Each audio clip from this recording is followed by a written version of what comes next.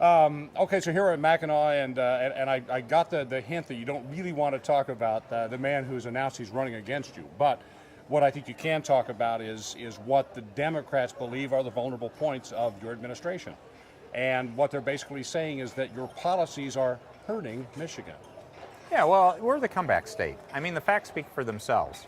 If you look at it from the low point, we've created over 200,000 private sector jobs, unemployment down almost 6 percentage points, personal incomes coming back faster than the national average, population growing. Those are great things going on.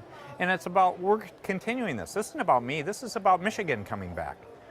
So we've got good things, let's just stay on this path. So when critics say that the policies benefit the wealthy but they don't benefit the middle class, is that wrong, what they're saying? Yeah, well, again, that's not accurate. If you look at, we did some major tax reform, but as a practical matter, a big part of that was to help small and medium-sized businesses, the people that create jobs. And what did we change the system to? We changed the system to one where they're paying the same tax you and I are paying.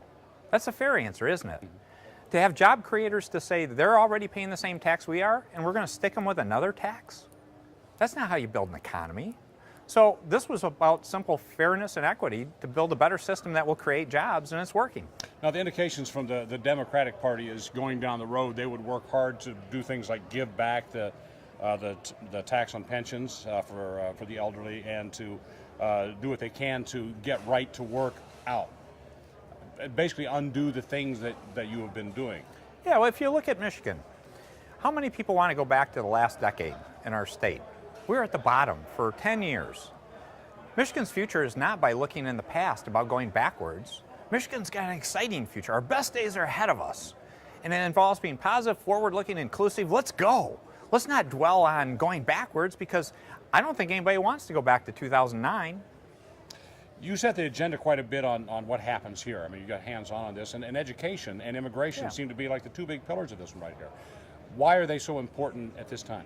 Well, education is critical to our future, and that's where I want to make sure we're having a great dialogue, particularly about P20, prenatal through lifelong learning, a much better system that really focuses on student growth. And then immigration, if you look at it, that's one of our great opportunities to grow our economy faster in terms of keeping immigrants in Michigan and having them do startup companies, particularly the ones that are going to our universities and getting their degrees. Why tell them they have to leave? Have them stay here and create jobs, because they're net job creators. Do you find the critics are focusing a lot on the money that's going towards EEA rather than what it's getting? They keep focusing on where it's coming from. Yeah, well, if you stop and look at education funding, that's a great illustration where the facts need to get out there.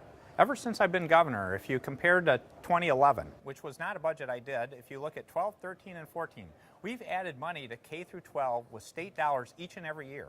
We're up $632, over 9% increase.